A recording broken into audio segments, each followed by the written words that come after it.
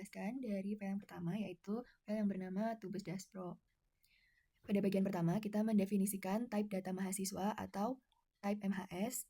Type MHS ini dipresentasikan dalam bentuk tuple yang terdiri dari dua elemen, yaitu elemen pertama berupa string sebagai name, elemen kedua berupa string sebagai nama mahasiswa. Selanjutnya, konstruktor mahasiswa. Fungsi ini menerima dua buah string, yaitu name dan nama, lalu mengembalikan sebuah objek bertipe mahasiswa. Dengan kata lain, fungsi ini digunakan untuk membentuk data mahasiswa baru. Selanjutnya, selektor mahasiswa.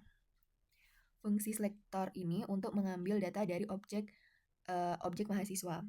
Yang pertama ada fungsi getName, digunakan untuk mengambil name dari tipe bentukan mahasiswa. Selanjutnya ada fungsi getNama, digunakan untuk mengambil nama dari tipe bentukan mahasiswa. Selanjutnya, definisi dan tipe data mata kuliah atau matkul. Nah, tipe matkul ini terdiri dari 3 elemen, yaitu nama mata kuliah dalam bentuk string, jumlah SKS dalam bentuk integer, dan list nilai yang menyimpan riwayat nilai mata kuliah tersebut. Struktur ini memungkinkan salah satu mata kuliah memiliki lebih dari satu nilai, misalnya jika mahasiswa tersebut mengulang. Selanjutnya, konstruktor dari mata kuliah. Nah, untuk membentuk data mata kuliah digunakan fungsi makeMatkul. MakeMatkul ini menerima nama mata kuliah, jumlah SKS, dan list nilai, lalu mengembalikannya sebagai sebuah objek bertipe matkul.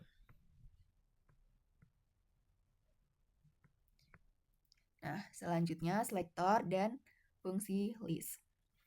Pada bagian ini terdapat beberapa fungsi selektor dan pendukung, yaitu getNama MK atau getNama matkul untuk mengambil nama mata kuliah, selanjutnya getSKS untuk mengambil jumlah SKS, dan getNilai untuk mengambil list nilai. Selain itu, terdapat fungsi list, seperti last element untuk mengambil elemen terakhir list. Selanjutnya ada tail untuk mengambil list tanpa elemen pertama, dan ada NB element untuk menghitung jumlah elemen dalam list.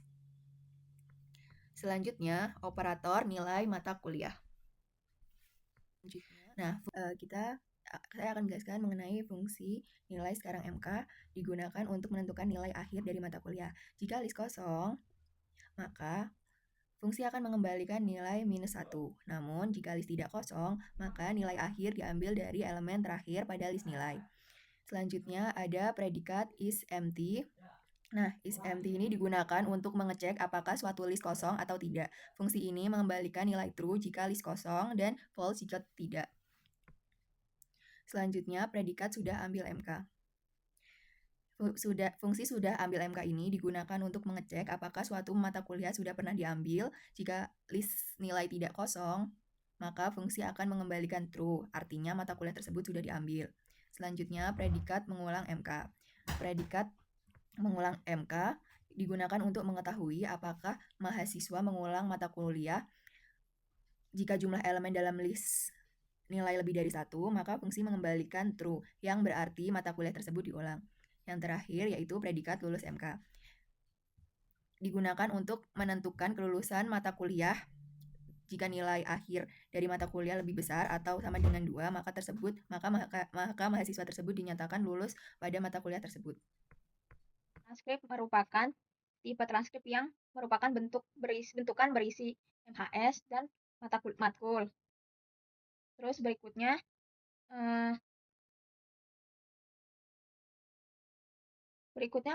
fungsi selektor. getMHS memberikan data mahasiswa dari transkrip.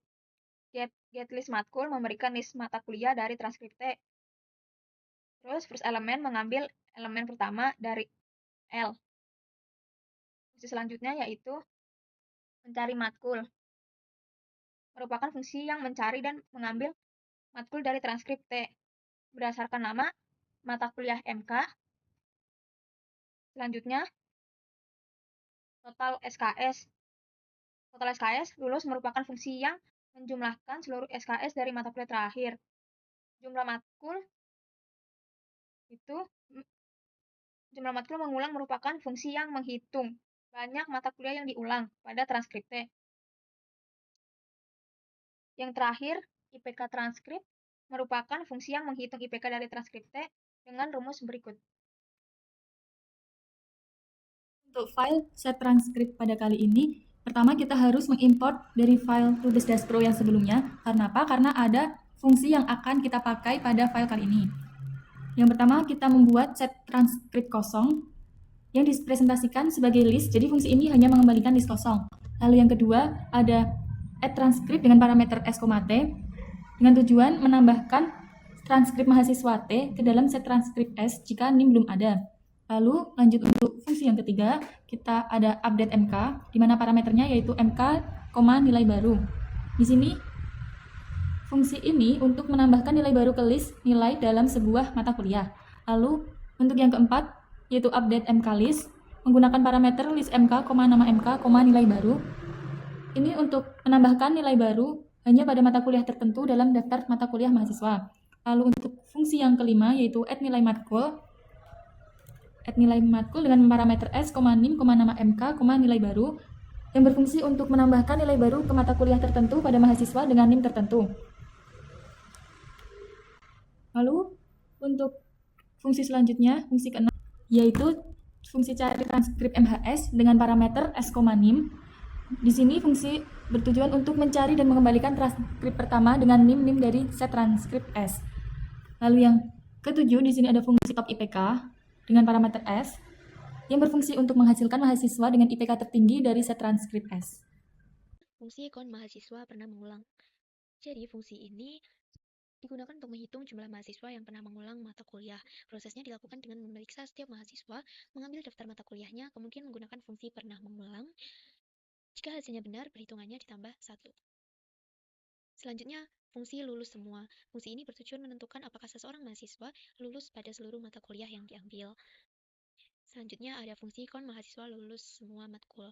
Fungsi ini menghitung jumlah mahasiswa yang lulus seluruh mata kuliah yang diambilnya. Selanjutnya fungsi mengulang MK. Fungsi ini mengembalikan daftar nama mata kuliah yang diulang oleh seorang mahasiswa. Cara kerjanya yaitu memeriksa jumlah nilai pada suatu mata kuliah. Jika jumlahnya lebih dari 1, berarti mata kuliah tersebut pernah diulang. Selanjutnya ada fungsi gabungan MK. Fungsi ini berfungsi untuk menggabungkan seluruh mata kuliah yang diulang oleh semua mahasiswa ke dalam satu daftar. Selanjutnya, fungsi frekuensi. Fungsi ini digunakan untuk menghitung berapa kali sebuah nama mata kuliah muncul dalam suatu daftar. Selanjutnya, fungsi max frekuensi MK. Digunakan untuk menentukan mata kuliah yang memiliki frekuensi pengulangan tertinggi. Lalu ada fungsi matkul paling sering diulang. Fungsi ini menentukan mata kuliah yang paling sering diulang. Selanjutnya, fungsi kon MHS dengan IPK rentang menghitung jumlah mahasiswa dengan IPK yang berada pada rentang nilai tertentu. Akan membahas aplikasi dari code yang sudah kita buat. Sebelumnya, mari kita run code yang sudah kita buat terlebih dahulu. Berikut untuk output-outputnya. Yang pertama untuk tipe MHS, di sini ada output MM1, M2 untuk konstruktor MHS dan NIM nama untuk selektor MHS. Selanjutnya ada tipe MK atau matkul. Di sini MK1 hingga MK4 merupakan hasil dari konstruktor MK. Lalu ada nama MK, SKS, nilai merupakan hasil dari selektor MK. Lalu ada fungsi-fungsi seperti nilai sekarang MK, sudah ambil MK, mengulang MK, dan lulus MK untuk tipe bentukan MK sendiri dengan output sebagai berikut. Selanjutnya ada tipe transkrip, di mana berisi tipe MHS dan tipe MK dengan keluaran sebagai berikut. Lalu ada selektornya yang mengambil MHS dan mengambil MK. Lalu ada beberapa fungsi yaitu cari matkul, total SKS lulus, jumlah matkul mengulang, dan IPK transkrip dengan output sebagai berikut. Selanjutnya ada set transkrip, di mana merupakan bentukan yang berisi transkrip dapat dilihat dari S1 hingga S5. S1 masih berupa set transkrip kosong, tidak ada transkripnya, hingga ke S5 yang berisi 3 transkrip itu sendiri. Lalu ada fungsi yang mencari nilai Daspro Reno dan nilai Daspro Andi di S6, S7 ini dengan output sebagai berikut. Lalu ada fungsi cari transkrip MHS, top IPK, count MHS pernah mengulang, count MHS lulus semua matkul paling sering diulang, dan count MHS dengan IPK rentang dengan output sebagai berikut. Sekian, terima kasih.